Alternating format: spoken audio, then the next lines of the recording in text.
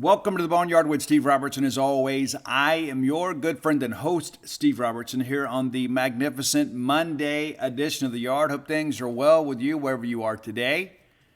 Hope the work week is not too taxing. It was a busy week for me last week. We had football practice. We had media availability. We had a rock show to plan. Give you a little bit of an update on that. We're down to like the final couple things. A couple of them are pretty big, but the lion's share of the work has been done, so this week shouldn't be as taxing as last week. Let me just say I slept real well last week. Really well. Packed a lot in every day.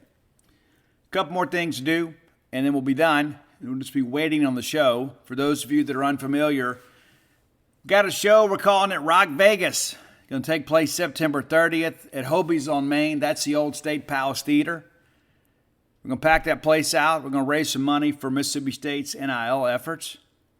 Pretty excited about that. I spent Saturday evening with the band Twist out of the central Mississippi area.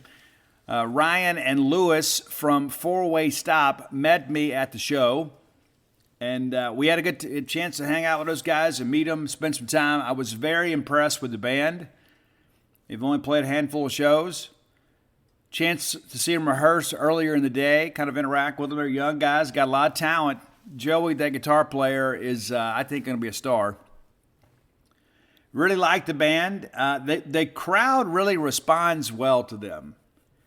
And this is a band, too, that's playing all original tunes. You know, a lot of people can get up there and play covers. It's kind of how everybody begins their career, right? Kind of sharpen the chops a bit, playing somebody else's tunes. They're playing their own stuff. Off to a great start. Really happy with what I saw. Makes me even more excited about our show. So we're going to have Four Way Stop, Twist, and Lillian Axe September 30th. My plan is to have tickets go on sale later this week. So we'll update you on that. Got some things we got to do to get that done. Not a big deal. Won't take long. But we're going to announce that tickets are going to go on sale in advance of them going on sale because there's limited capacity. I mean, we're only talking a few hundred people going to be able to attend this show. And people are like, well, Steve, why not a bigger venue? Well, I'm kind of doing this by myself with the help of some sponsors. And so the first year, we're going to kind of start small. We've got a big band coming, obviously. Lillian Axe is very special to a lot of people in Mississippi and Louisiana. And I'm probably getting about, 10, 15 messages a day from people from Louisiana. They want to come see the show. So I expect tickets to go very, very quickly. We're also going to have an event shirt. I'm finalizing that this week. Got a few people kind of bidding on that proposition. And so we'll get that done. Get some shirts done. We got some merchandise type stuff we'll finalize this week. And of course, put tickets up for sale. And then we're done. Went Friday and spent some time with Lillian Axe's booking agent. Paid a good bit of their fee then because I don't like people to think, okay, let's worry about this. Anything that I attach my name to, I want people to realize, hey, this is a good experience. We got some things we're doing, too, to make the bands feel welcome. It's going to be a great event. Hope you can come out and join us. If you can't, of course, you can always make a donation directly to the collective, the Bulldog Initiative. I'm a big fan of them. I'm a proponent of the efforts of Charlie Winfield and crew, Bootsy Copeland, and other people that are putting to kind of make this thing happen. And so the reality of it is we're doing something innovative. We're doing something that's going to be a load of fun, and I'm already thinking about next year's show. Yeah, that's right. I'm already thinking about next year's show, and I've had a lot of other bands reach out to me, in Mississippi that say, hey, if you do this again, we'd love the opportunity to play on the bill. So I'm considering all of that. No matter what we do, we're going to have a headliner that's going to be a name you know. And then we'll probably bring some Mississippi bands along with that. I'm very committed to this, not just the show and not just the NIL efforts, but, when I was a young buck, running around, going to Bebop Record Shop with my mullet and denim jacket and all that cool stuff, we had a very thriving rock scene in Mississippi. A lot of great bands. Remember Stretch Armstrong and Eulogy of the Dog and Flinghammer and others. So we want to cultivate that again. It's time to make Mississippi rock again. And I say that and people kind of laugh and snicker. It's going to take all of us.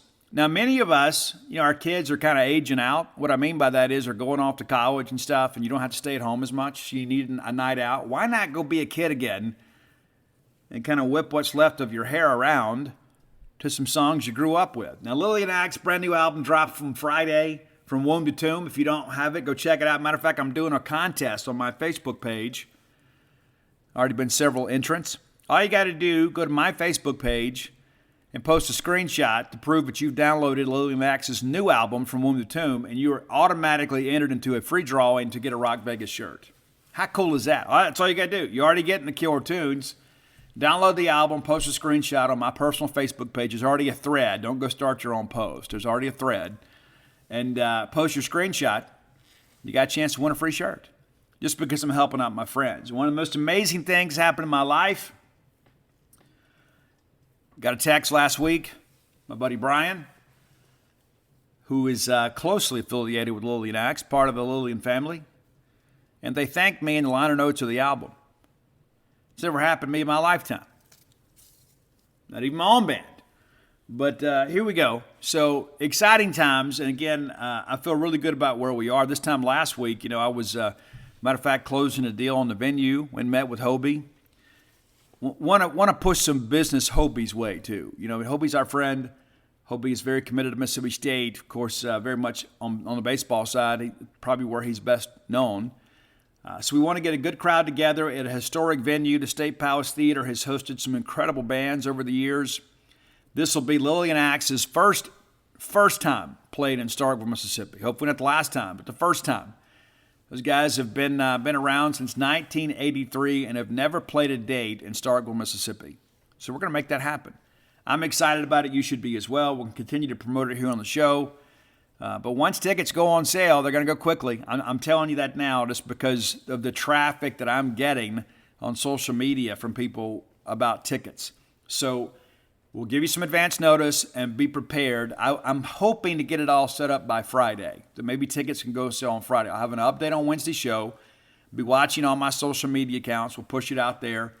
And again, I'm just kind of a one-man gang here and have had so many great businesses that have already kind of jumped on board with us. And that's an amazing thing. I want to share some of this with you real quickly before we move on to the first segment of the show.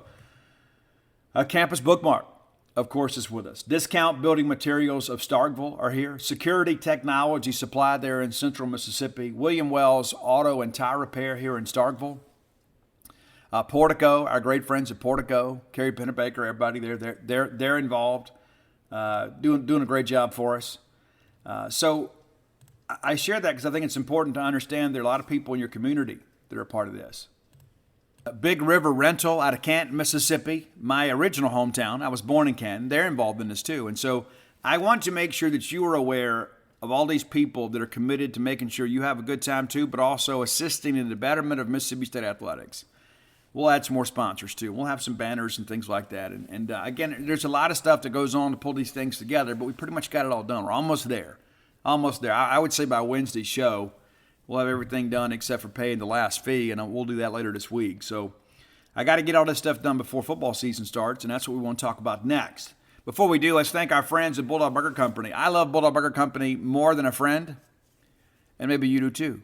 And if you don't, you should become acquainted with Bulldog Burger Company. 3 great locations to serve you. University Drive here in Star Vegas, Gloucester Street there in Tupelo, and the newest one, Lake Harbor Drive there in the Ridgeland, Flowood area. I suspect there will be more locations eventually. People love it, man. Bulldog Burger Company is fantastic. Great selection, great food, great prices, great service, a great atmosphere. They know what it takes to feed folks. They do. Go by, have that great restaurant quality burger. You'll be glad you did. Have the spring rolls as your appetizer. And you say, you know what, Steve, I'm trying to be a little health conscious these days. You can always get your hamburger on a wheat bun. You can get it on a bed of lettuce, or you could get that great BLT salad. I highly recommend it. I get it grilled. You may like it fried. I won't judge you either way. But Bulldog Burger Company is without a doubt the can't-miss place to eat. Whether you're coming to campus or just traveling around our great state, go by and check them out. Bulldog Burger Company, the place where people go to meet. M-E-A-T.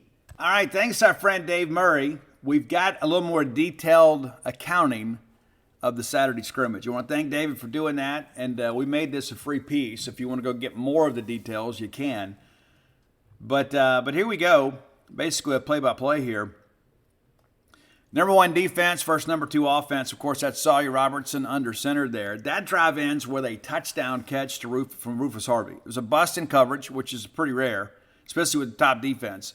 But Rufus finds a way to get open. You probably saw this video on the Hell State official Twitter accounts and social media stuff. All right, so they get back out there again, same group, and then there is a ball that is batted up, and then Cameron Young, that's right, future NFL player Cameron Young picks that pass off. So that's your pick. It wasn't a bad decision. It was a PBU on a pass thrown towards Jaden Wiley that Corey Owington gets in there, gets a hand on, and Cam Young comes down.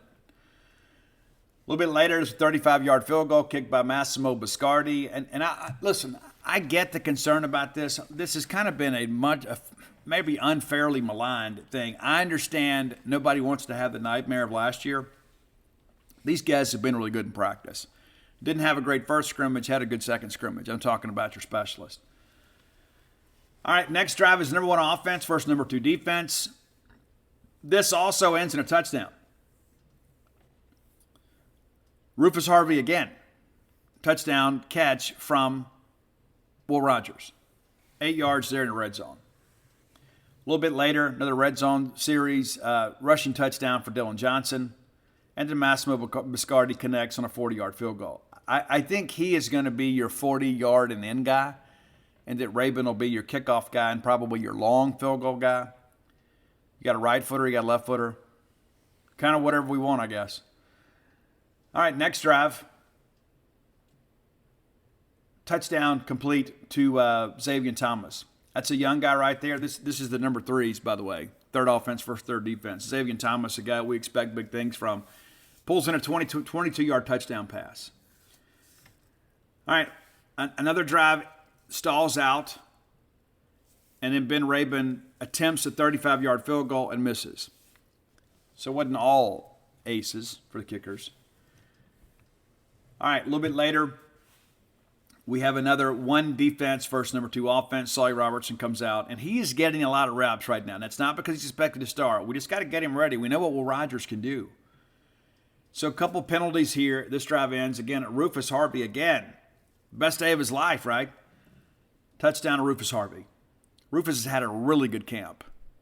And there are a lot of Starkville High School people that were really pushing him. And listen, I'm a Starkville High School parent too, okay? But a lot of these people are like, oh my gosh, we got to take Rufus. And I was always worried about his size.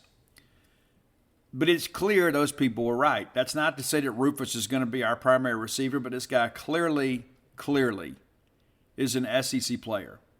Didn't play enough last year in my estimation. He's coming into his own this year. All right, defense kind of gets the better of things the next time. Sawyer Robertson ends up getting sacked. Colin Duncan with the play there. They end up kicking a field goal, and it's Massimo Biscardi, again, he good from 43. All right, this next drive, Woody Marks is helped from the field, and everybody's waiting on an update. I was told post-practice that it was his ankle being iced rather than his knee, which is always good. The lower you go on the leg, the happier you are. I do expect him to play against Memphis. Not that we're going to get an update between now and then, right? That's number 1 offense, first 2 defense. All right, Rogers then is complete to Williams. Dylan Johnson runs for 11, and that's the thing, too, that a lot of you people have been clamoring about, too, is we got to run the football better. We have ran the football better. Are we going to run it more? Yes. Are we going to be balanced? No. We're running the air raid. However, I think our ability to run the football when we need to is better than it's been since Mike Leach has been here. Drive eventually stalls out. That's not true. This drive, actually, we get a Dylan Johnson plunge from 1 yard out. And Rufus Harvey, again, the key play on this drive, a big 28-yard reception. Our defense strikes back. Will Rogers throws a pick, and it's to Carlos Nicholson in the red zone there, picking it off. All right, Ben Rabin comes in a little bit later with a 36-yard field goal. That's also good. So what, I said 4 for 5 now from your kickers? You'll take that, right? All right, number 3's back out there, Chance Levertich. That drive eventually stalls out. You've got an offensive pass interference on Justin Robinson on a touchdown. May not get that call in a real game. A little bit later, we get a sack to stall out a drive with Levertich under center. You come back, and again, your threes are working here, but this drive again, we go down the field and we score a touchdown to Xavier Thomas. Xavier Thomas had a good day, right? All right, so here are your numbers here. Just kind of gets you up to speed. And, of course, all these are unofficial. Like, the media kind of all gets together, and everybody just kind of, like, works together. Like, one person chats, charts, passing, receptions. I've participated in this before. And, again, I was not there Saturday. I want to make sure that is abundantly clear. I've been to every practice this fall with the exception of the 2 scrimmages. We have plenty of people there to cover. Paul Jones, of course, there. Dave Murray, Mike Nemeth. They all cover it. But the reality of it is we're going to give you quality information. I want to make sure it's understood. I'm not one of these kind of people that wants to talk intelligently about things I didn't witness. So I'm reading you their numbers. There are other people in our industry that are different. I'm not going to mention names. It's not important. But there are a lot of people that have strong opinions about events they didn't attend. All right, passing, Will Rogers, 6 of 13 for 86 yards and a touchdown, 1 interception. Sawyer Robertson, 9 of 15 for 66 yards, 2 touchdowns, and interception. And people say, well, Steve, the yardage is not great. Well, number one, we're kind of a short, controlled the game passing offense, but also, too, a lot of these drives started around the 50. Daniel Greek, 2 of 9 for 30 yards, a touchdown. Levertich, 9 of 13, 82 yards, 1 touchdown. Now, in the event that Will Rogers, for some reason, has to miss some time, it's Sawyer Robertson's dude. Now, mechanically, he hadn't spun the football exceptionally well at times, and I don't know if it's just because the game is speeding up on him a little bit, because last year, he didn't take any first-team reps. He's taken a lot this year. I would venture to say, I haven't seen the chart, I would venture to say he's taken more than Will. And he needs them more than Will, right? We know what Will Rogers can do. All right, Antonio Harmon, 4 catches, 23 yards. Xavier Thomas, 4 catches, 46 yards and 2 touchdowns. Rufus Harvey, 3 catches for 62 yards and 2 touchdowns. Simeon Price, 2 catches for 13. Jaden Wiley, 1 for 24. Caleb Ducking, 1 for 12. You can expect Caleb Ducking to be a primary target when we take the field, though. Woody Marks, 1 for 12. Austin Williams, 1 for 10. Tulu Griffin, 1 for 8 with a touchdown. Scooby Ford, 1 catch for 7 yards. Lauderdale, that's one of our walk-ons, 1 for 6. And then Janoris Hobson, 1 catch for 4 yards. Running the football, Dylan Johnson, 5 carries, 19 yards, a couple touchdowns. Simeon Price, 4 carries for 16 yards. Woody Marks, 3 for 8. And then Sawyer Robertson ran 1 for 3. Daniel Greek, 1 for 8.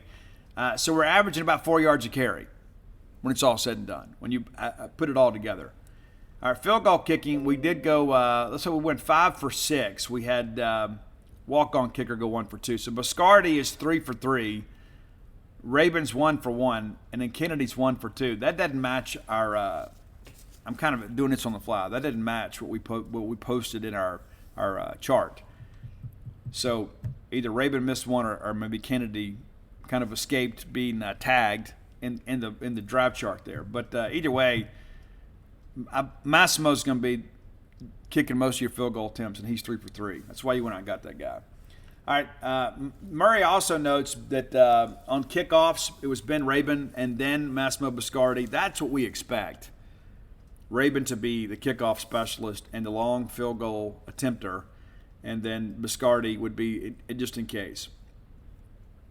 Kickoff returns, Tulu Griffin, and then Dylan Johnson's the up back there. And then on the second unit, it's Xavier Thomas and Simeon Price. All right, punting. First team snapper looks to be Hayes Hammond, and Rex Robich is right there too. Archer Trafford and George Geropoulos. Punting. Manuel Forbes, Austin Williams, Xavier Thomas all receiving. There were no returns. I do expect Austin Williams to be primary guy, but you could see Manuel Forbes get some opportunities. All right, there were a few guys that players who missed practices last week and scrimmaged included Dylan Lawrence, DeMonte Russell, Jaquavius Marks, Deshaun Page. There are guys that go into yellow jerseys from time to time. They go through positional drills. They just don't go through team stuff. And if we were going to play a game, they'd play. And that's around the country. It's not something that's unique to Mississippi State. Bull Hargrove wore a yellow jersey, did not go through that. And then John Lewis watch with a brace on his right leg. And so here's the deal with that. So we've got a few things to talk about. A lot of things make the message boards, and of course, anytime you have an open scrimmage with the public, people see things and they ask questions. And so I want to do my best to provide some answers for you. So John Lewis, I don't expect good news here. Anytime that a guy gets banged up in practice and then you kind of see him in a huge brace, kind of immobilizing, the knee, it's not a good sign. Now, remember last year in the spring game when Jaden Wally had the knee injury and everybody was worried to death. He was okay. You'd like to hope this is a similar situation, but I think it's important right now to maybe not expect that. Now, Jaden Crumby also did not participate in a scrimmage on Saturday. You guys saw it, those of you who were there. He also was not in attendance, from what I understand. I don't expect him to play against Memphis. I don't expect him to be somebody that's out for an extended period of time, but going to miss a few weeks. Does that mean a few weeks of the season? No, I don't think so. I think it means probably the next couple of weeks of practice, and then you'll give him a couple of games to kind of get completely healthy, and then he'll be ready to go. But, we've got depth there too. But, again, this is all based on kind of a somewhat educated opinion, I guess. I don't expect Woody Marks to miss any time, though. They'll be careful with him. And now we'll kind of like ramp things down a little bit, But as of today, there are two players that I don't expect to play against Memphis, and that's John Lewis and Jaden Crumby. And we should be able to beat them without them. Lewis running third-team linebacker. Crumby, of course, one of your starters on the defensive front. So that's not an insignificant deal, to say the least. Now, Coach Mike Leach is not going to comment on injuries. That's his personal policy. But, we see who's available. I mean, we had a scrimmage that's open to the public, and you guys can see who's in uniform and who's not. So that always kind of leads to speculation. But I don't think Mike Leach should scale back. I mean, you guys want an opportunity to come see your team and play. But understand, too, those scrimmages are kind of a scripted thing, right? There's certain things they want to work. You want to work goal line, some red zone stuff, plus territory, a lot of things out there. So it's not like a traditional game. It's basically a practice, but you guys get to go watch. And I think it's great for Mike Leach to open that up. But once they do, there's always things that it seems like every year that we open it up, there's somebody that gets nicked up and banged up. And, of course, there's concern because we all care about Mississippi State, right? We want to have a good year. We're going to have a good year. We've got to stay healthy. We're going to have a good year. And the good thing is we've got some depth, and maybe we don't have to push guys quite as hard as we have in the past. It's because we can rest them a little bit and allow some guys behind them to get some reps. But a successful scrimmage. Mike Leach spoke with the media afterwards. Let me give you a couple highlights from that. And Leach was pleased. He said from the very beginning, very first question, hey, what'd you think, Coach? Well, I thought it went good. Thought it was competitive. Thought we had good energy. We got plenty to work on, but I thought it was a pretty good balanced scrimmage. And that's what you want, right? You want a balanced scrimmage. You want the offense to get some wins. You want the defense to get some wins. And that's the thing, too, when you look at the totality of camp, I can get that out. It has been that way every single week, every single practice. Now, there'll be a stretch every now and again where defense will get a couple stops and then offense will get a couple scores, but there has been a lot of back and forth, tit-for-tat type volley. You don't want one unit to come out there and dominate. And this defense, I think, is going to be really good. I'll be surprised if it's not. Defense dominated 2 weeks ago, the whole week, and then they win the scrimmage. Last week, offense won. And you have pretty balanced scrimmage. But I think offense won every single day of practice last week. Leach talked about too. Hey, Bulldog business owners and hiring managers out there, the holiday season's right around the corner. Don't remind you, right? You probably got some staffing needs that you need to fill. Well, let me tell you about our friends at LinkedIn. As you get ready to gear up for your hiring needs, make sure that your small business, or large business for that matter, is firing on all cylinders. LinkedIn Jobs is here to make it a whole lot easier to find the right people that you want to talk to fast and free. Create a free job post in just minutes on LinkedIn Jobs to reach your network and beyond to the world's largest professional network of nearly 810 million people.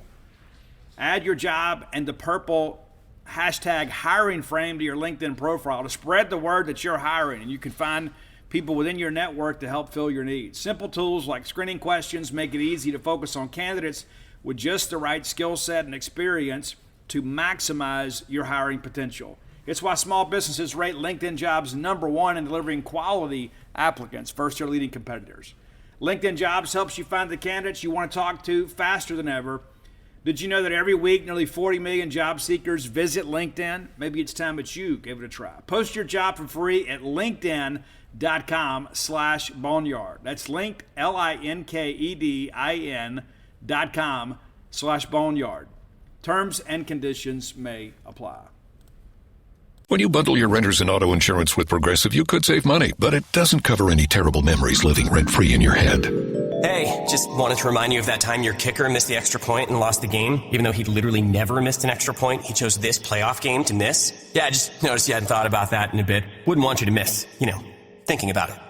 Sorry, we can't save you from that memory, but we could save you money bundling your renters and auto insurance with Progressive. Coverage from Progressive Casualty Insurance Company, affiliates, and third-party insurers. Renters insurance and bundle discount not available in all states or situations. Played a little bit better on offense. You've got to play together or there's nothing to stop. I thought we had good intensity on defense. I think we took a step on both sides of the football. That's what you want to hear.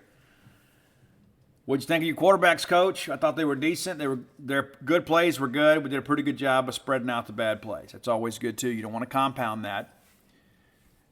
And it's interesting, too. I don't know who asked the question. Which quarterback stood out the most? He said Will. Will, and then the third group, Daniel. That's Daniel Greek. I did think the young guys played well, and I thought Sawyer played well. Sawyer had a pretty good scrimmage. And Sawyer's been kind of up and down in camp. But there are a lot of people out there that say, oh, well, I don't know that Will's our best quarterback. Let me tell you, it's a guy that's been to practice, all but 2 this fall. Will Rogers is our best quarterback. And I don't know why we have some fans that are so reluctant to admit that or to give the kid credit for what he's done. Will Rogers is that dude, okay? Get on board with it, accept it, cheer for him, and let's get ready to go. Some talk about offensive line play. Cole Smith's a guy, too. Of course, has started a lot of games here at Mississippi State, moved around some on the interior. And Cole plays with a lot of juice, man. One thing I like about Cole, had a discussion recently about that, is that, when he's in the game, he's there to win. And that's the whole point of playing the game, right? We're not out there to have an exhibition. We're trying to win a game. And Cole Smith wants to win. Not the biggest guy, got long arms, plays hard. He's in a battle there at right guard. And it's like basically you've got Cam Jones, you got Albert Reese, and I think Cam Jones is pretty much solidified there at right tackle. And then you slide Albert in. So now Albert's competing with Cole Smith. They'll both play. We're going to get 7 guys ready to play. Talked about Rufus. Here are Leach's comments on Rufus Warren. Rufus played well. He plays the ball in the air possibly better than any receiver we have. That's high praise. He cuts quickly and plays the ball in the air well. That's a pretty good example for everybody. Kind of skipping down a little bit here. We talked about the, Steve Spurrier has said, hey, we're going to play 8 guys. We run 4 receivers out there. He plans to play 8 in a regular rotation. There'll be some guys, obviously, that'll get in games later or as needed. But here's the deal. 3-horse race at receiver. Ask that question. Leach says, I don't know, somebody has to separate themselves early on. I thought all 3 were playing relatively lethargic. Now all 3 are playing good. They're playing for playing time right now. We'll see who rises to the top. And I think once you get through this week, I think all that's settled. I think every bit of that is settled this week. They'll get their second team, their 2 deep assignments, and then the scout team will become the scout team. More on Rufus. We wanted to play him for a while, and he does good things on the practice field. If we were to play today, he'd play a lot. That's good news right there. And again, Rufus is a guy that takes ownership of the football. All right, what do you think about the competition between Jalen Green and Corey Owington at safety? Last week, Corey Owington kind of unseated Jalen Green with the first team. By the end of the week, though, it seemed like Green had the better week, and so Leach says they're fighting it out. I think Jalen Green had a little bit better day today, but it's competitive. We have enough guys competing in secondary. It needs to be competitive. I think Green ends up being your day 1 starter, and Owington playing a lot as a second teamer. And his time will come. Just talking about the team in general, Leach says we got a little more depth. We're more competitive at more positions. The better guys are going to play, but we're still looking for guys to separate themselves. And I agree with every bit of this. We do have more depth, and it is more competitive, which means we're recruiting the right guys. Now let's make sure we can get it done on the field. Last question that I'm going to comment. You can read the full transcript over at genespage.com. you feel like the energy has been good? We have high energy. Our guys really do like to play, and that's a huge thing. It is a huge thing. It's very much a huge thing. Leach always talks about, we need people that love football. We need people that need football. We got some guys out here that want to play. And as camp went on, and we talked about that late in the week, things started getting a little chippy. You're ready to go play another team. You're ready to hit somebody else. But there is a competitive nature with football that it almost comes like a Lord of the Flies type thing by the end of the camp, right? I mean, everybody's just so juiced up, and they're back in football mode. They've kicked the rust off. They're ready to roll. That's kind of where we are right now. So they'll go through their mock week this week. It'll be game week next week. We're going to get to watch some football here pretty soon. I know there's preseason football out there, but it's I don't know. It's tough for me to watch that stuff. If it's not going into record books, it's I don't know.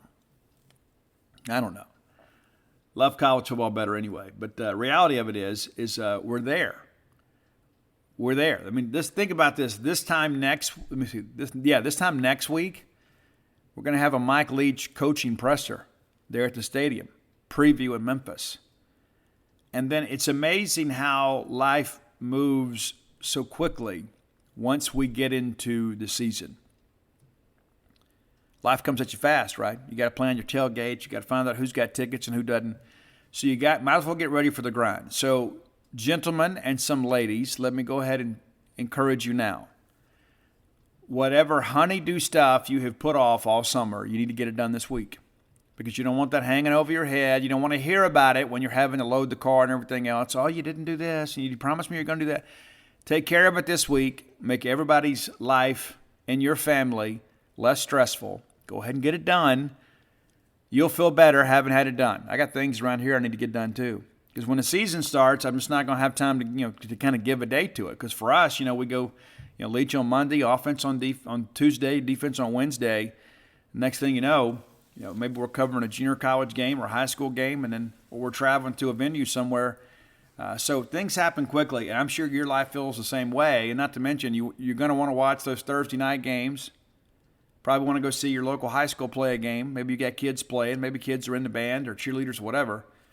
Let's get it done this week, folks. All right, time for today's Top 10 list, brought to you by closewithblair.com. That's C-L-O-S-E with Blair, B-L-A-I-R.com. Closewithblair.com. Blair is a friend in the industry. That's the mortgage industry. It's a very complicated process. A lot of people think, well, I know all about it. I bought a couple houses. Yeah, you do, but you really don't know the inner workings of the process. You think you do. But you need somebody on those front lines that's been there. Blair Chandler, 21 years of experience, back-to-back years, top 1% close ratio in the country. Works for Fairway Mortgage, recently voted number one in customer satisfaction when it comes to mortgage loan origination. And maybe perhaps you are a non-conforming borrower with an atypical property. Maybe you've been turned down in the past. I'm going to tell you, give Blair a chance. He can make your dream of home ownership come true. If anybody can, it's Blair Chandler. Let me give you his personal cell number, and when you call and text him, and this goes directly to him. There are a lot of people out there you got to go through this labyrinth of people to get a hold of somebody. This goes directly to Blair. You're dealing with the guy that's going to help navigate this process for you. 601-500-2344. Again, 601-500-2344. And then let him know you heard about him on the Boneyard. He's going to pay for your appraisal. It's about a $500 value. How about that? A lot of fees associated with getting the mortgage closed. Blair's going to help you with some of that. I think he wants your business. A lot of people want your business. I think Blair deserves your business. Give Blair a chance to serve you today. Again, that's closewithblair.com, 601-500-2344. All right. We're going to thank Barry Prater for today's list. Barry recommended a band. I'm not a huge fan of this band, but I don't dislike this band. I've heard a few songs over the years that I liked, and there are others that I just kind of listen to, when they're on the radio. But this is a band that's got a pretty big following. And for many of you, this is a band that was probably somewhat prominent, I guess, when you were in college. It's a band, Incubus. Now, they have been around for a while, and here's the thing. It seems like they're always on break. They're one of those bands. There's just something always going on. We take a break here, take a break there. So their debut album came out way back in 1995, and they were basically a new metal band. They were basically a poor man's Korn on the album Fungus Among Us. That song, Take Me to Your Leader. There's some interesting things that go on with that song. That didn't make our list, but I want to throw that out there. So when you start with Fungus Among Us and you get to the end of the catalog, it's basically we've gone from new metal to alternative rock to adult contemporary. So they have kind of healed, I guess you could say, over the maturation of this band for the last, nearly 30 years. And so things have changed. So they have been a band that's a little different, but they're also a band that when they got the right production value behind them, I think that Fungus Among Us album, you could tell it was made pretty cheaply. Not that there's not some cool stuff on there, but they changed the direction of the band with science. And it's an acronym. You can figure that out yourself. And Make Yourself came out in 99. Make Yourself was really kind of the breakthrough. The album went gold. Morning View, of course, very good. A Crow Left of the Murder is number one, a fabulous title for anything, but also a great album. Light Grenades. And then they reunited and recorded If Not Now, When in 2011. And then album 8 came out in 2017. It's been 5 years since they've released a new album. It'll be interesting to kind of see what happens in the direction of this band. Because, again, they're always on break. Always. Like you go, they recorded an album and they toured and they took a break. And then they recorded a song and they took a break and somebody laid down some guitars and they took a 6-month hiatus. I mean, there's always something with this band. But, sometimes it takes time to get your dreams together. And so I know a lot of people love this band because, again, the late 90s, early 2000s, they were everywhere. I would say from, maybe 97 for like a 10-year period there. I mean, Incubus was one of the biggest bands in the country. And it was kind of a weird time in music. And at least Incubus is one of those bands, too, that at least had a little girth to their catalog. It wasn't like the same thing over and over again. It wasn't Blink-182 or Everclear. These guys actually, I think, had a little gumption about them. And maybe the catalog should be a little more extensive, but they've changed a lot, as I discussed earlier. All right, so let's get to our list here. Maybe you have your own top 10 list. And maybe it works for you, maybe it doesn't, I don't know.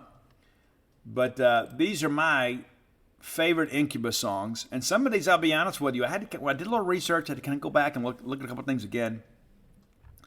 I think my favorite album is Make Yourself. I think, and then maybe A Crow Left of the Murder is second. I think Make Yourself is my favorite one. And so we're going to kind of skew in that direction. Going to have a handful of songs from that album on here. But the number 10 song is a song called Adolescence. And maybe you're familiar with that one, maybe you're not. But Adolescence is one, I think, a little bit later in the catalog that is maybe somewhat underappreciated. Be sure and check it out. Adolescence, a good track. And that is off the If Not Now, When album. So, again, a little bit later in the catalog. But, one that I think it was the lead single on that album. I think you'll dig that one. Okay, number 9. This is off Light Grenades. It's Animali. Really cool track. I like the opening guitar on this one. And it kind of stands out on the album. I don't know if there's anything else on this album that is similar. Not to say that it's like a one-off, that it's kind of true to the sound, but it's kind of distinctive in what it does. The song is just a little bit different than anything else on the album. All right, number 8, going back to my favorite album, it's the song Stellar. Really cool track. I think it's one of these songs, too, that probably a lot of people have heard, maybe forgot who performed it. It's a great track on a great album. All right, number 7, it's the song New Skin. And this is such a different song. And one of the reasons I included it on our list is because of the fact that it is so incredibly different. It's basically got this rap part on it. We're going back, right? So it's like when they were still kind of figuring out their sound, this was part of it. Again, a lot of people thought they were kind of a poor man's Korn. And it sounds an awful lot like them. And this is on their second album before things really kind of got rolling.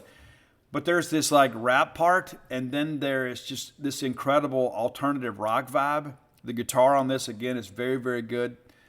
The rhythm section with this band too is maybe at times a little bit underappreciated. And they do a really good job with that. They're a really solid band in that respect. But there are times that I feel like this band was kind of pushed down our throats a little bit. And a lot of it's not their fault. I mean, I hate to say they were a flash in the early 2000s pan, because I think they're better than that. But a lot of their contemporaries really had no staying power. And I think record companies and people in rock music were like just so desperate to find somebody that had some staying power and some authenticity. And so they really, really pushed Incubus. All right, number 6 on your list is Nice to Know You. This song was everywhere when it was released as a single. I'm a regular, serious Octane listener. Basically, Hair Nation, Ozzy's Boneyard, and then Octane and sometimes Turbo. Octane's the new stuff. I guess occasionally I listen to Lithium. But Octane is big for me, and this is where I discovered this band kind of, as part of my daily travels back 20 years ago. But this song was everywhere. Nice to Know You is a great track. I think Brandon's vocals on it's really good. Number 5 is Pardon Me. I love the opening to this, and again, you can hear some elements of nu metal, like they had the little DJ stuff that kind of leaks in from time to time. I think it adds some real color to the tracks. Not that they're a rap band anymore, but I think it's one of those things. Clearly there was some influence, and so I think it's a really cool thing. Number 4, Wish You Were Here. This is a banger too. Love the vocal on it. Love the bass line on it. I think it's one of those songs too that I think because Incubus, maybe because this generation doesn't watch a lot of MTV because they don't play music on there anymore. It's basically 24 hours of ridiculousness and hair care commercials and then advertising for the Jersey Shore. This is one of those songs, too, I think would have been much bigger if we had a real MTV. Now, you can always go dig it up, but you're not going to do that. All right, number 3, and at times this has been my favorite Incubus song. Because I think it's got a little more of an edge to it. It's Dig. I dig it. I absolutely dig it. And again, I could make a case this is the best one. But honestly, I think it might be a flimsy case because there are a couple tracks that I think really define who Incubus is as a band. And one of those is your number 2 song. It's Megalomaniac. Now, this is one that I think really showed people they were more than just kind of an alternative rock band. They had a little juice in what they were doing. They had some kick. This really has an edge. And I think in many people's mind, it's probably the biggest song in the catalog. I don't think it's the best song, though. I think the number 1 song is the song Drive, off the Make Yourself album, which is, again, I think, I hate to go as far as call it a masterpiece, but I think that is the shining moment of this band. It's the album Make Yourself, which is their 3rd album. Things kind of change a little bit, and that's funny how money does that to people. It's like all of a sudden you're not as hungry. It's like the punk movement. It's like they took pride in being poor. It kept them hungry. And it's all of a sudden you have some success. You're playing out big venues and you're dating swimsuit models and things like that. And you don't have as much anger in your life. And so I think people kind of lose touch with their fan base. Some bands do. They kind of lose touch with their fan base because they're living a different life. And so I share that because I think as Incubus has mellowed, I think as a result, they've probably lost, some of the core audience. But the reality of it is, it's a great band, had a great moment, a great time for about 10 years in rock music. Again, very, very, very successful band. And a lot of people, even to this day, like our friend Barry reaches out and said, hey, Steve, I'd love to hear your top 10 Incubus songs. So Barry, you may be a bigger fan of that band than I am. We'd never done them. We've had some requests before. And so now we kind of clear the lane here for Incubus. And so I hope you enjoy this list, and for some of you, it's kind of a trip down memory lane. And you know how it is with certain bands. Like, I guess I'm guilty of this a little bit, maybe not as much as some of you. I'm not a single-serving single guy, right? Like, I don't just like fall in love with songs. When I hear a song, it's like an introduction to an album, and then an album, of course, is an introduction to a band. So I like to know what's really going on. Now, that's not to say there aren't some songs out there I just kind of enjoy the song. Kind of like with Blur in track 2, right? But when I get into a band, I like to know the history. Who's in the band? Where are they from? Where are they coming from? That kind of stuff. I'm a guy that really kind of digs in maybe too much. But I've got a lot of loyalty to bands. And one of the reasons that bands release songs is not just for you to download their song, it's in hopes that you will download the entire album. And I've shared this on the show before. The journey that an album takes you is unmatched, especially when you're traveling along. There are just some albums out there that you're constantly having to put your playlist together. Let me just encourage you, every once in a while, if you've got a couple of songs on one album that you love, just put the whole album on. Because there's some great stuff in there. I mean, some of the best songs in the world were not even singles. That's one of the things we've talked about before, is putting a list like those together, like legendary songs. They weren't singles. People forget Bohemian Rhapsody was rejected as a single because in those days everybody was playing 3-minute songs, and you've got this masterpiece of music. There's some deep tracks on albums that bands play live that were never released as singles because the fans just simply demand it. So go learn some new favorite songs. And one of the things that I love to do is if there's a band out there that I really like, if they had one album that was just absolutely killer, I'll go back and I'll listen to something else maybe I'm unfamiliar with. So maybe dig into some Incubus today. Check them out. I think you'll be glad you did. Again, I'm not a huge fan of the band, but I respect them. I respect their place in music, and these are my favorite songs. You may disagree. You may have some other ones, but it's hard to beat Dig, Megalomaniac, and Drive. It's really difficult. There are not a lot of bands of their stature that had a run like that. Whether it be 3-4 singles or not. There are a lot of those bands, they're contemporaries. We couldn't put a top 10 list together if we wanted to. This is a killer one. If you have ideas for the top 10 list, reach out, let us know. The best way to do that is reach out to Roy on Twitter at Dogmatic67. That's DAWGMATIC67. Roy Samante, my friend and my compatriot when it comes to the top 10 list. He's a big fan of the list. He puts them on Spotify for you guys too. And so if you're looking to listen to the list, you're riding around and say, I'm tired of listening to this, my same old stuff. We've got it all indexed there. You can go find whatever bands you want. You want to learn something more about a band. You want to go revisit a list. It's all safely and securely on Roy's Spotify list. And thanks as always for your support of the top 10 list. All right, next segment of the show brought to you by your friends at Campus Bookmart. You can visit Campus Bookmart in person and go by and see the lovely, talented Susie, Miss Kathy Brown, the whole crew there. Susie might even give you a hug. I don't think that's just unique to me. Maybe it is. I'm really charming. But they will treat you like family because in their minds you are family. A great group of folks doing a great job for a wonderful fan base. Go by and see the best selection of Mississippi State merchandise today. A lot of people make that claim. The Bully Shop has been completely renovated. Everything is upstairs now. The selection is unsurpassed. Go by and check them out. You'll be glad you did. If you can't make it to town, visit them on the World Wide Web at campusbookmart.net. And by being a loyal Boneyard listener, we'll give you a phrase that pays. That's BSR, which stands for Beautiful Steve Robertson. That'll get you free shipping on all orders over $50. Any order less than $50, absolutely incomplete. Again, that's campusbookmart.net, promo code BSR. All right, we're talking Tennessee today. We're down to our final three. Our final three SEC team previews. Mississippi State didn't play Tennessee this year, but we're going to take a look at them and see where they rank maybe in our preseason SEC pecking order. I like this team. I think they're going to take a step forward. Thought they were good last year. Could have been a little bit better. Offensively, they were explosive. Got a few pieces back, especially Hooker behind center. I really like him. He's your second team All-SEC quarterback. Maybe you agree, maybe you don't. But this is a guy that kind of makes the kind of stirs the drink there. Let's take a quick look back at last year. They opened the year with a 38-6 win over Bowling Green. We will see the Falcons in Starkville this year. The next week, they host Pitt, and Kenny Pickett and those guys beat Tennessee 41-34. Very, very, very competitive and impressive game. Tennessee fans probably feel like they should have won that game.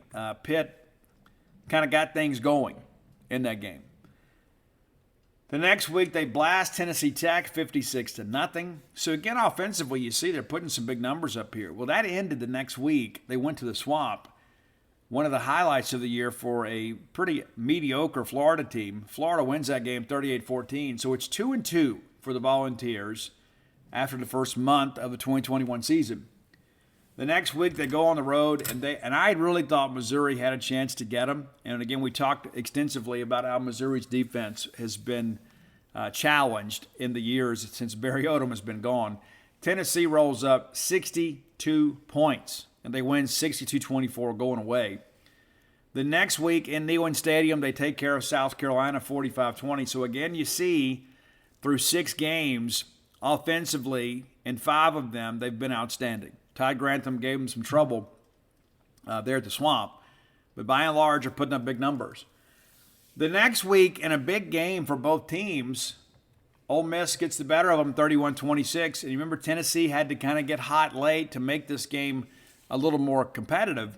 Ole Miss kind of controlled the game throughout. Tennessee got hot late and were kind of setting up a game-winning drive. They go for it on 4th down. And again, I say he was short of the line to gain. I know a lot of Bulldog fans thought he made it. We wanted him to make it because we wanted Ole Miss to lose. But Tennessee's receiver was down, and of course a near riot ensued. Craziness. People throwing things on the field. I don't care if it's Ole Miss out there or not. That's unacceptable. You can't be throwing things on the field. I mean, come on. But they lose the game, 31-26. The next week they go to Alabama. It's competitive for a few minutes, and then Alabama gets it going, 52-24 winners. And so headed into the bye week, they had lost 4 games, 4-4. And you feel like bowl eligibility was really a foregone conclusion when you look at the back month of the schedule, the month of November, pretty favorable schedule with the exception of the Georgia game. And then Tennessee wins 3 out of 4. They win a barn burner in Lexington, 45-42. And let's be honest, Tennessee should always beat Kentucky. I mean, right? Let's be fair about it. I know Kentucky's been good under Stoops, but let's be honest. Tennessee, with their branding, should win. They win that game, again, a barn burner of a game, and offensively, another outstanding effort from Tennessee. The next week, they run into Georgia. 41-17 winners are the Bulldogs there in Neyland Stadium. But you're right there, right? You're right there when it comes to bowl eligibility. You're getting ready to get it done. You just got to win one more, and you get South Alabama the next week, and you blister them 60-14. So now you're bowl eligible, and you close out the year with a 45-21 win over Vanderbilt. So a 7-5 regular season for Tennessee.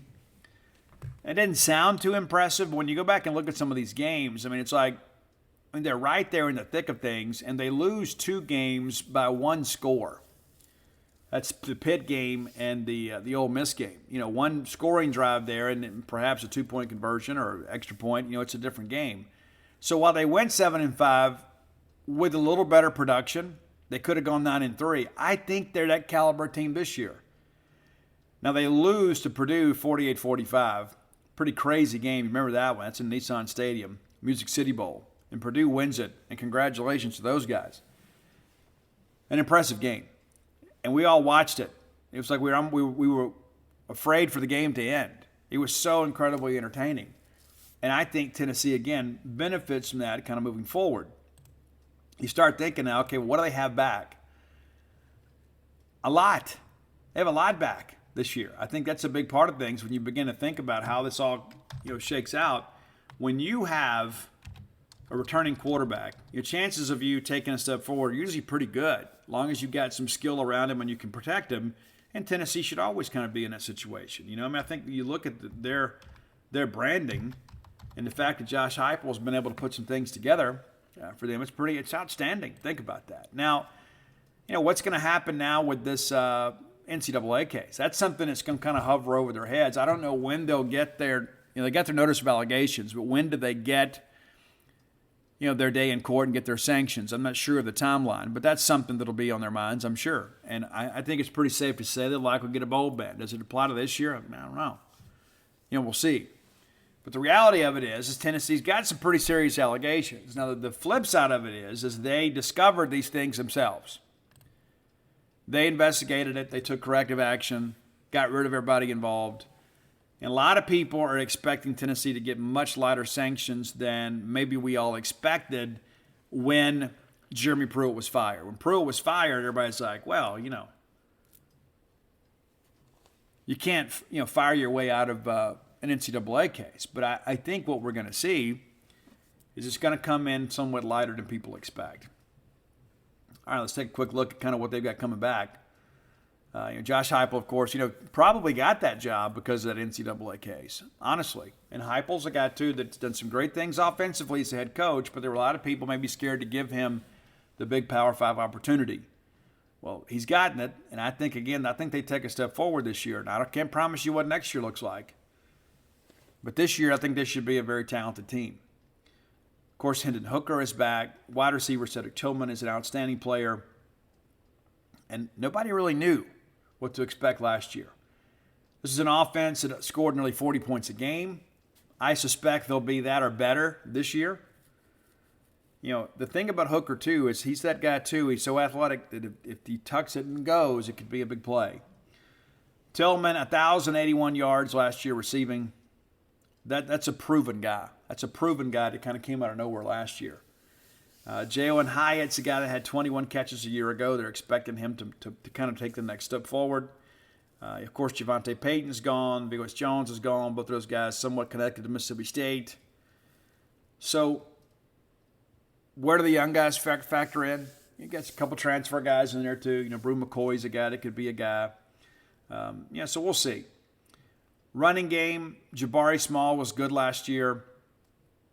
Jaylen Wright's a guy that people are pretty high on. Justin Williams-Thomas, that's another guy, too, that maybe the third running back will probably get some carries and kind of see his role increase as the season goes along.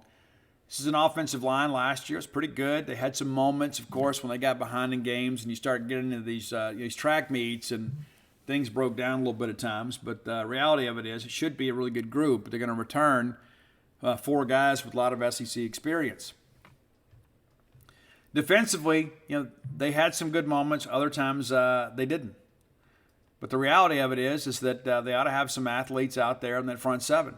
Tennessee's always been able to go get linebackers. Always. Should be good up front. The defensive ends. Byron Young's a guy that's an all-SEC candidate. As we'll see. There's some questions, I guess, a little bit in the secondary. You got a few guys out there that has some experience. Trevon Flowers, Jalen McCullough. But outside of that, there's some unknowns. And so if that's kind of where we see things, if there is kind of some question mark, maybe it's the secondary. But, again, it's a mix of experienced guys and kind of newcomers. But we'll see kind of how things go. Jeremy Banks, an outstanding player at linebacker. So I think this defense will take a step forward and bring the team with them. I think you'll get a constant on offense, and then you'll bring more wins and losses because of the play defensively. I don't think you're going to see as many of these 45-42 type games this year. I think defensively they're going to be better. They're going to be better. I've got Tennessee picked number 2 in the East, behind Georgia. I do. And let me tell you how they get there, in my estimation. They open up with Ball State. Okay, that's a W. All right, they're going to play Pitt. Now, Pitt is ranked 17th. Tennessee is unranked. I think that's wrong. I think Tennessee is a better team than Pitt. I think the Volunteers are going to go on the road and beat Pitt. Of course, the new quarterback situation there, with the Panthers.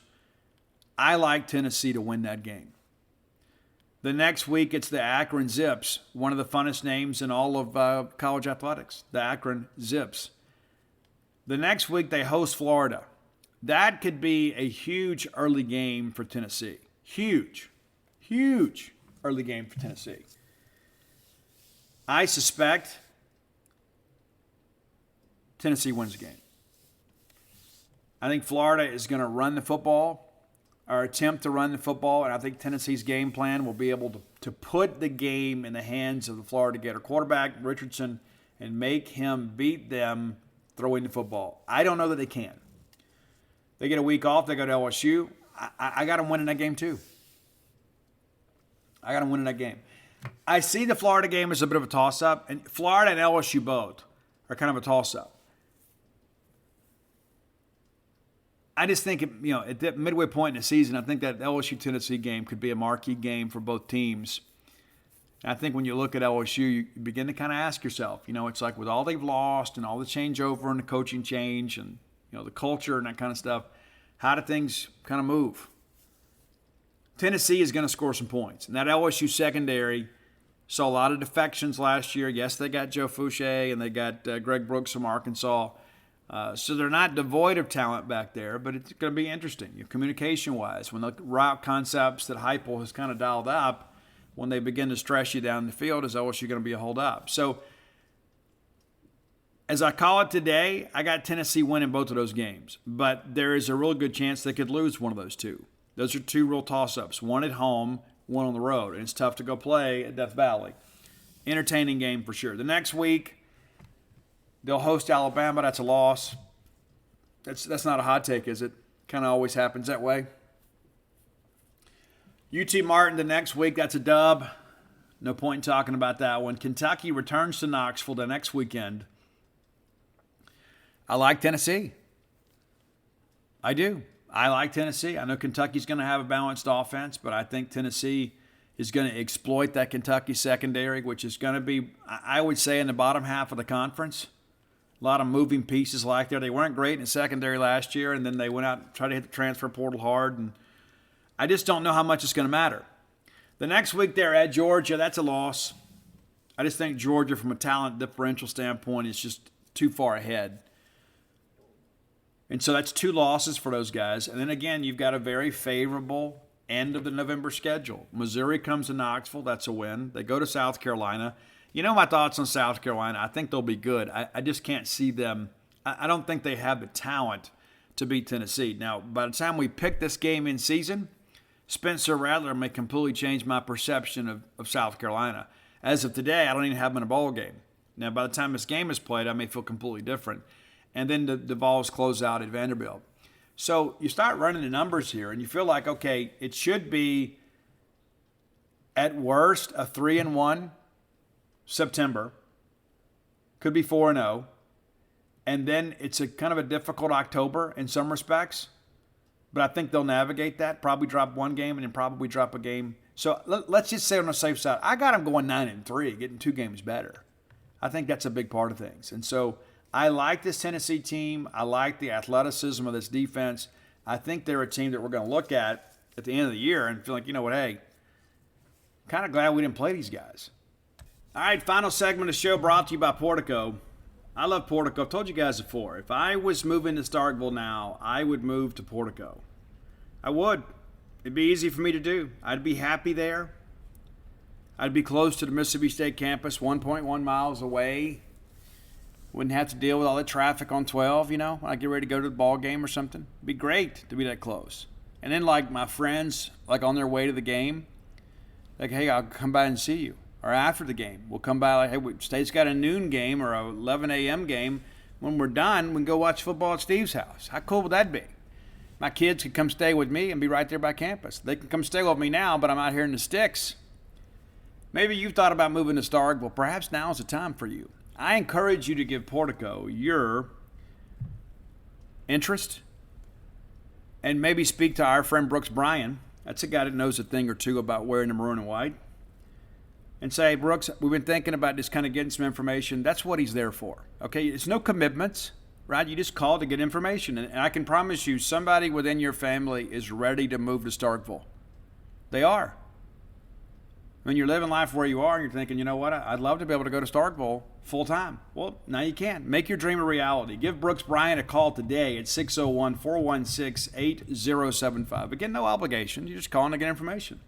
601-416-8075. And here's the deal. You can start with a 2-bedroom, 2-bath home, go up to a 4-bedroom, 4-bath home. It can be your ball game weekend retreat, be your primary residence, or even your future retirement home. Give Brooks a call or text today just to get some information. That's all you're looking. That's all we're doing. You're not signing any contracts. Nobody's going to hound you.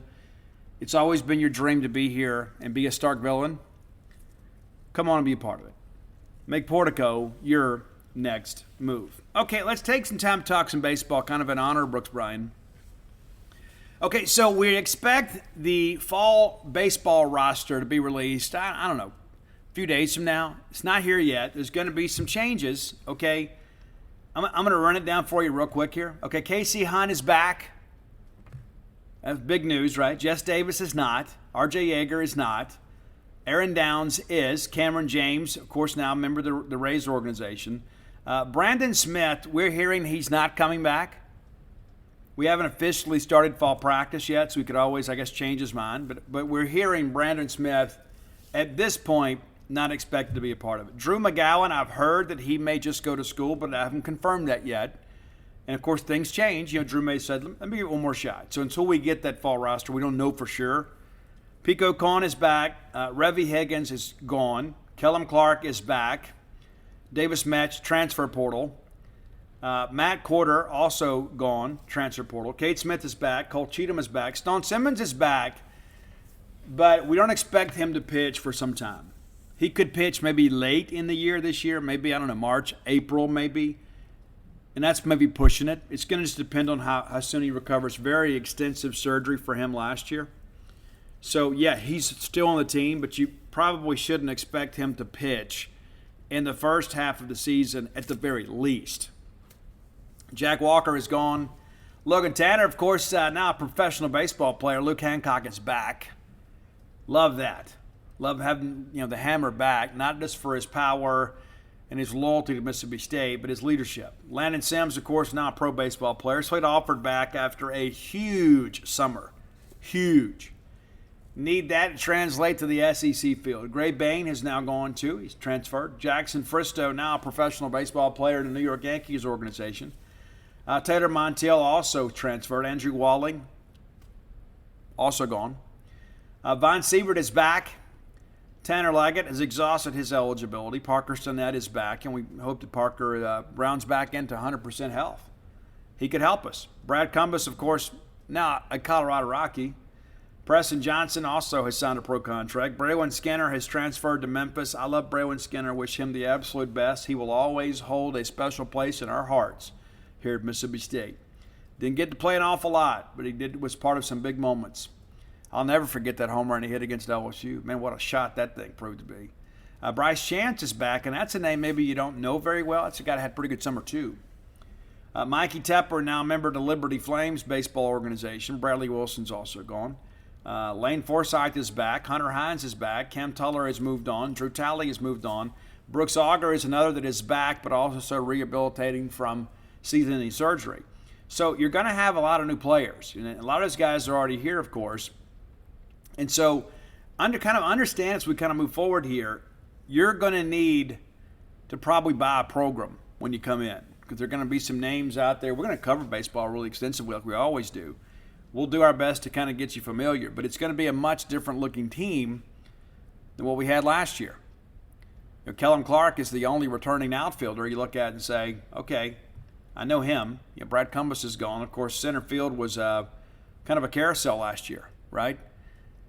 And so that's kind of where we are, So looking at the transfer stuff, the guys coming in, you guys know Colton Ledbetter. That's a guy that had a huge summer too. Was named MVP of his league out there. Best player from Sanford. You talk about adding some offensive power, some offensive skill. Getting Colton Ledbetter is huge. And of course, now they're in class now. They're in individual workouts now. I don't think we start official practice around the middle of September. I think it's between September 10th and 15th. We'll get that schedule sooner rather than later. But everybody's in class now. But Ledbetter's a dude now. He could play center. He could play left. I think Kellum Stigson right. But Colton Ledbetter is a name that you need to be familiar with. That guy should be a star here at Mississippi State. You got Amani Larry, of course, that'll challenge at second base.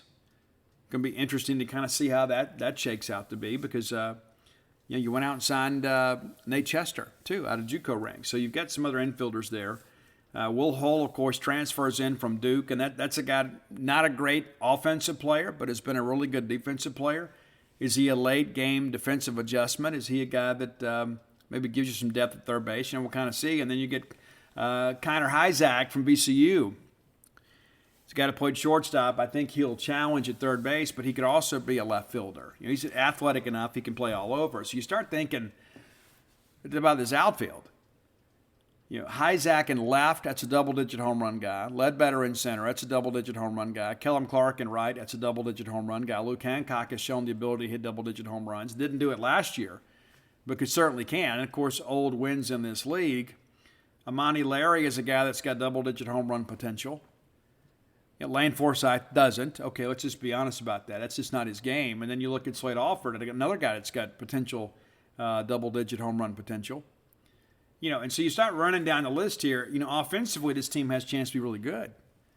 And they need to be, right? We need to be. After what we endured last year, we don't want to go on these ball games, having to kind of, win 1-2 run games if we can help it. We'd like to be able to be a little gaudy offensively. So I fully expect this team to be a little more power heavy. We needed a right-handed bat. We got that in Connor Isaac.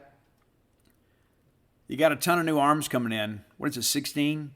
Something like that. I hadn't done the numbers in a while. But, of course, Landon Gartman from Memphis, a native of Bogue Chittim, Mississippi. That's a guy that'll challenge for a weekend spot. Nate Dahm out of Ball State. That guy hit 99 on a gun this summer. Had a great summer. Had a great end of the year. This is a guy that's an interesting piece. Is he a bullpen guy? Does he challenge for a weekend spot? I don't know. But you better expect State to bring some heat with this guy. This guy was a guy that Chris Lamonis had a relationship with even before he came to Mississippi State. So it's not like he's an unknown. He went to Ball State, was really good, especially toward the end of the year. Had some walk issues earlier in the year, but, all freshmen do. Aaron Nixon, stud. Had some challenges last year. We'll get him going. Another Max Velo guy. And then there's Tyler Davis, the left-handed craftsman from VCU. Which brings me to the next point, is a lot of people want to know, well, Steve, what's going on with these VCU transfers? I talked about it on the show a while back. I want to provide you a bit of an update because, you have to wait for these guys to get in school before you can request a waiver, right? Because you can't request a waiver if they never enroll, right? So just because somebody has committed to you or signed with you, you're not going to go do all this due diligence and paperwork and things like that. So you may recall, after VCU made a coaching change and Coach Tepper left to go to Notre Dame, they went out, hired another coach. And now, depending on who you believe, there was some discussions after they announced to the team that Stifler was leaving that, hey, if you guys are interested in transferring because of the circumstances, we would support that. Now, I've heard that from multiple parties. Now, whether you can prove it or not kind of remains to be seen. At the end of the day, I don't think it's going to matter. Now, VCU comes out and says, hey, we're not going to grant a runoff waiver for these guys. And basically, a runoff waiver is kind of what we did with Andy a couple of years ago on the women's side. UConn did not renew her scholarship. And so since she was transferring because she had to, Bracky Brett and MSU compliance professionals there on campus were able to kind of word the waiver. It's like, hey, she had no choice but to transfer it and continue her education. She should have the ability to play. And it worked out. We got her approved, and she played and was outstanding in our SEC tournament run that year. Love her. She's wonderful. But this is not that situation. These guys still had a scholarship spot available at VCU. Well, they're not there anymore, right? So VCU really gains nothing by pushing this issue. But basically, you have 4 schools that are involved, Virginia, LSU, and Tulane, that have all taken on VCU transfers. And this came after the July 1st transfer deadline. In order to play spring sports, you had to be in by July 1st. However, there are extenuating circumstances, and when those things arise, you have to file for a waiver. And that's what's in the process of happening now. And so basically, from what I understand, all 4 of the schools are kind of working together. And they're communicating with VCU. Okay, well, what is it you guys are willing to do? Because what was said before is we're not going to give them a runoff waiver. And no matter what anybody says or does, I believe all of that was kind of a power play in hopes of getting those guys to stay. Well, that attempt to get them to stay has failed. So you really gain nothing now because these guys are enrolled at their new schools. They're not going to pack up and come back. And so maybe this was some saber rattling to prevent other players from entering the portal. Because it's like, well, hey, okay, well, yeah, these guys have left. We support that. Oh, but not you. We got to fill the baseball team. And so I think maybe VCU's point has been made and perhaps their crisis has been averted somewhat.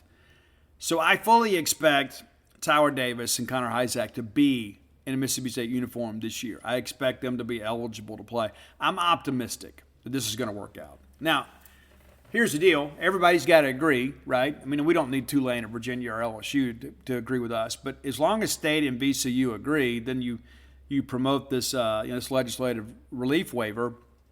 The NCAA, as long as the two schools are in agreement, almost always approves these waivers. Now, again, there's no 100% guarantee, but I can tell you, based on my research and the people that I have spoken to, we fully expect this to work out, which is huge for Mississippi State. We need that right-handed power bat in the order. We got some left-handed guys that are studs, but what's going to happen when somebody just says, okay, let me just chew up these lefties and I'll go out here in a relief situation and bring in my left-handed relief guy, and we'll just navigate through this Chris Lemonis lineup. It's left-handed power heavy. So you need some balance, and that's what Hyzak kind of brings there. But again, it's this process. I can't say it's just beginning, but it's officially just beginning. And this is something that everybody's kind of been preparing for ever since those comments in VCU came out. And so I don't think VCU wants that. People always talk about public relations and things like that. I mean, at the end of the day, if a kid wants to go play baseball at VCU and play for the Rams, he's going to go do that no matter what happened with these players, right? I mean, there's five players involved in all this. Nobody's going to say, hey, well, I'm not going to go there because the VCU coach did this or did that. I think the reality of it is it's not going to hurt VCU in the end, but I think it's one of those things that you look at when you start thinking about bad press, and with all the student right things out here, and baseball season not starting in February, you basically have 6 months. What's to say that there aren't some assurances out there and maybe some text messages or emails, some type of evidence that VCU had said, hey, we'll support the transfer process, and then they renege on that after the guys have moved on. You could see a potential lawsuit there. Not that, lawsuits are kind of how the world works. I mean, there are a lot of times lawsuits get filed and never go anywhere. But I think this could be probably a fight VCU really doesn't want to take on. I mean, there's nothing to win here if you're VCU. And again, kind of going back to that, maybe you come out with these strong comments just to kind of prevent your team from everybody hitting the portal, and then you're having to go out and kind of start from scratch the next year. So I think their purpose has been served, and now it's time to kind of free these guys up to go play. And so I'm excited about baseball season. Of course, it's going to be a while before we get a chance to see a real game, but there will be some open scrimmages this year from what I understand. Some, probably not as many as there have been. And let's be fair about this too. I mean, we want to go cover them. But Chris Lemonis and those guys got work to do, man. I mean, and here's the thing too, whether it be about our access or your access, and I know we all have some level of self-entitlement, what we all want most of all is for Mississippi State to win another national championship. We want Mississippi State to host another regional, super regional. That's who we are. That's what we expect. And so if Chris needs to kind of close quarters a little bit to get that done, then that's what needs to happen. They got work to do. You can say, but Steve, what's it hurt for us to have a scrimmage and all of us go watch? And I think that's why they're going to afford this opportunity to do that. But, it's Chris's program. It's our program too. But at the end of the day, that's a guy that we have hired to champion our program. So I support whatever decisions that Chris Lemonis makes. And there are times, too, that I'll ask Chris questions and he don't want to answer them. And you know what? I understand that. He understands I've got an obligation to ask, and I understand that it's basically my honor to get an answer. He's not obligated to tell me things that maybe he's not ready to divulge. And so, again, we're all kind of in this thing together. But at the end of the day, I think it's important to focus on what matters most, and that's getting Mississippi State back into the national contention, getting us back to where we belong. And so I won't question Chris Lemonis in the manner in which he does it. The guy has earned, if anybody's ever earned grace in the history of this illustrious institution, it's Chris Lemonis. Brought us our first national championship in a major sport. So I think this year obviously is an important year. And I can tell you, too, Chris is an ultra competitor, as is Jake Gautreaux, as is Fox Hall. She's the whole crew. And nothing motivates but also sticks in the craw of an ultra competitor than having a losing year. And so right now it's like, hey, let's block everything else out and let's just focus on baseball. And that's what Chris Lemonis was hired to do. And again, I'm optimistic about the season. Again, you got a lot of moving parts, and it's not like we're having to kind of put an offensive line together and allow those guys to kind of develop some cohesion and chemistry. Middle infielders kind of got to figure the thing out. But, baseball is baseball, right? I mean, you play together and you kind of learn each other's tendencies. But, you've been playing the same game forever and a day. It is a team sport played by individuals, right? I mean, there's nobody out there to quote, back you up more times than not. You got to go make plays. And so Chris has got to find the lineup that fits, find the defense that fits, and I have the utmost confidence that he will. I think last year is the exception rather than the rule. And it sucked. It absolutely sucked last year, especially after we'd won the national championship. You know, it's like, well, we won one. Okay, but we're due for a bad year. I don't accept that.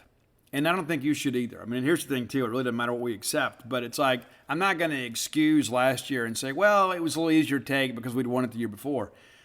I want to be competitive every single year. Every single year. You know, I want to be what LSU was in the 90s. That's what I want. You know, and I look at our friends, like people say, well, you know, at least we could be like Arkansas. No, I don't care. I don't need this relative comparison. I expect Mississippi State to compete for championships every year. Maybe not a national championship, but we should always be in the mix to host. And there was a time there, you remember in the early 2000s, when we didn't get to host. And that used to be an annual rite of passage. And all of a sudden it's like, dude, what's going on?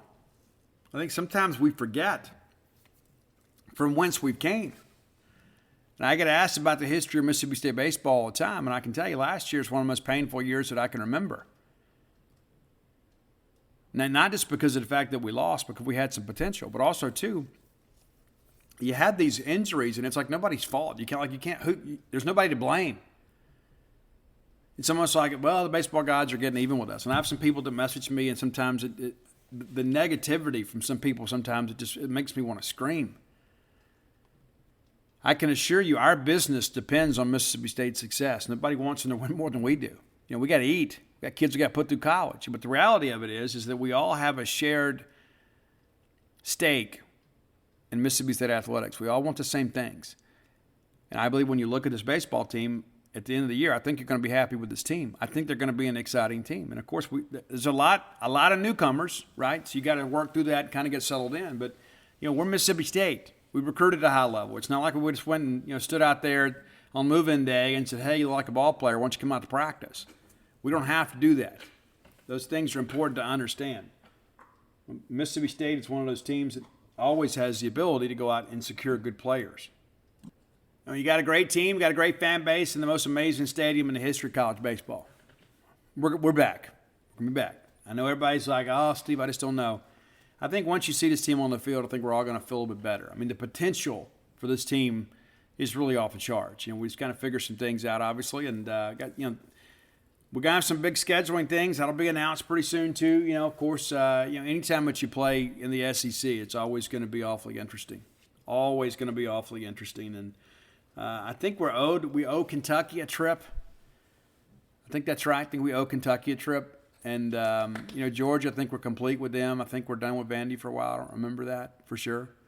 I think Tennessee. Maybe we'll go back to Tennessee. We'll see.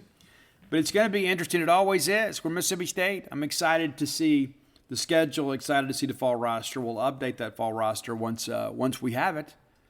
And we'll share it with you. And maybe we have it this week. Maybe it's next week. But the reality of it is that, hey, Bulldogs are getting ready to take the field again in preparation to restore Mississippi State baseball to where it should and always be. All right, let's get out of here. I tell you, we got a few things to talk about before we get out of here. I always get people to ask about this. And so if you go to Dogpile the Book, all of the books are there. All of the sports books are there. I was at the Mississippi Book Festival this weekend, and I said, just go to Dogpile the Book. I said, I already have Dogpile. Okay, cool. While you're there, though, you have the option to pick the other books. So, you don't the other URLs still work, but to make it easy, go to dogpilethebook.com. That's DAWGPILE, thebook.com. Flim Flam is there, Stark Villains is there, Alpha Dogs is there. And matter of fact, they didn't even have Stark Villains at the book festival because supplies have run so short. They had some Alpha Dogs there, and we sold a couple copies of that, sold some Dogpile, and had a great time. But if you're looking for those books, you need to act quickly. Because, we got people, even our local bookstores here, running out of Stark Villains because I guess you guys are heeding the call. But if you want it direct, you want it personalized, go to dogpilethebook.com. If you're looking for Bloomsville Leander, you can find it at Amazon. They just recently re-upped it again. So it's going to remain in print for another year. That's cool. Appreciate them doing that. So Bloomsville, Leander, Amazon.com, BarnesandNoble.com, BooksAMillion.com, or your favorite bookstore can take care of that for you. If you're looking for Stark Villains gear, go to StarkVillains.com. A lot of people ask about that too. We talk about it on the show. I guess these people aren't Boneyard listeners, but I wear a Stark Villain shirt every time somebody asks me, where can I get a Stark Villain shirt? Go to StarkVillains.com. Matter of fact, we've had a really big month. I put a little graphic out there, and everybody's like, hey, I want this. And so we've had a good month, and I look forward to seeing how those orders kind of worked out. But be sure and check in with us. So, and if you're not a subscriber at genespage.com, you should be. Unprecedented coverage of your Mississippi State athletic programs. We're excited, man. College football season is here, and because we didn't play postseason baseball, it has been a long and miserable summer in many respects for the Bulldog Hearts. And so let's all get together and go support the Bulldogs September 3rd as we take on Memphis.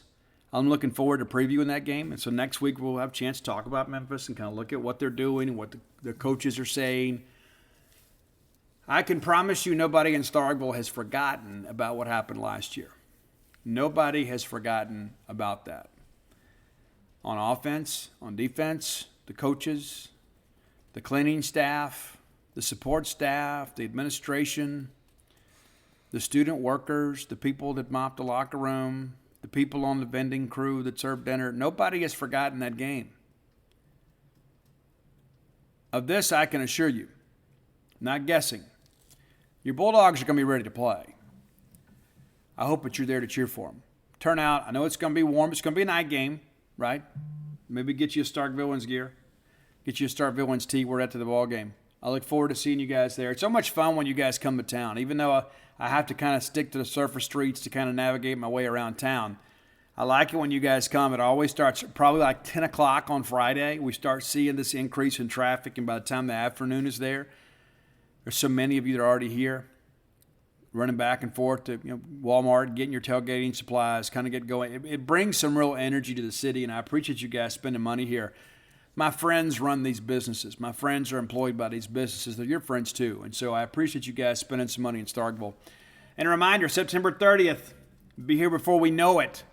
Rock Vegas at Hobie's on Main, downstairs in the old State Palace Theater. It's going to be outstanding. Lillian Acts, Twist, and a four-way stop. Excited to kind of bring this show to you guys. It's going to be a great night. Hope you can attend and be a part of this. That's it for today. Until next time, let's all live our lives in a way we make more friends than enemies, and people can see a difference in the way we live. Sports are easy to disagree on. Let's see what happens when sports talk hosts talk about something they agree on. No, hold on. I'm saying drivers who switch and save with Progressive could save hundreds. Well, I disagree. I think drivers who switch and save with Progressive could save hundreds. Come on, man. Wait, I think we're saying the same thing. Oh, so what do we do now? Everyone agrees that drivers who switch and save with Progressive could save hundreds. Progressive Casualty Insurance Company and affiliates. National average 12-month savings by new customer surveyed who saved with Progressive between June 2020 and May 2021. Potential savings will vary.